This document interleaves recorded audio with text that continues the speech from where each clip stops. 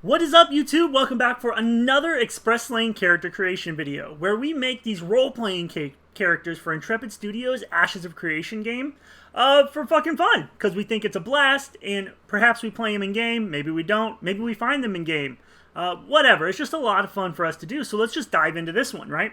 So this time we rolled on our random number generator, and on the table we got primary ranger, secondary fighter, and what that created was a strider. Now, we had to look up for inspiration what a strider could be or was in different various role-playing games. We found a running theme that they are like a hunter of man, like a bounty hunter, essentially. You know, it kind of gave it a little more of a dark tone of hunting the most dangerous game. But we thought that making it more of a bounty hunter ideal as a class would just merge great into Ashes of Creation because there is a bounty system going to be available in the game. So we're like, oh, that's easy. That's great. The character will fit in the game in that aesthetic. Love it. So then we had to pick a race. I went with the Ren'kai. Potentially one of my favorite races between the Ren'kai and the Tolnar. I just love both of them. I think all the races are great, but I've always been like a monstrous race orc kind of guy when I play tabletop games. So we went with Ren'kai. We went with a female Ren'kai, which we haven't done yet. And so Ren'kai have this like feudal Japan, Eastern world kind of vibe, right? That's their cultural influence. So immediately when I thought about that, and Ren'kai with a dragon heritage, and then you got this feudal Japan kind of influence, I was like, a bounty hunter, what could that be? How about a wandering samurai? Well, if they're wandering, they're not serving anybody, so that kind of makes them more of a Ronin. So then we kind of started running with that, right? So then we ended up with a female Ronin.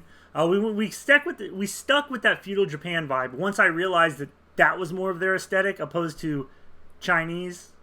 And there's a hilarious, just absolute not paying attention, going in the complete wrong direction on the whole video. So if you go watch the full session, you'll see like me go for like 10 or 15 minutes and then just like it all hit me like a wall and just take the wind out of my sails, where I'm like, wait, this should be feudal Japan, not Chinese.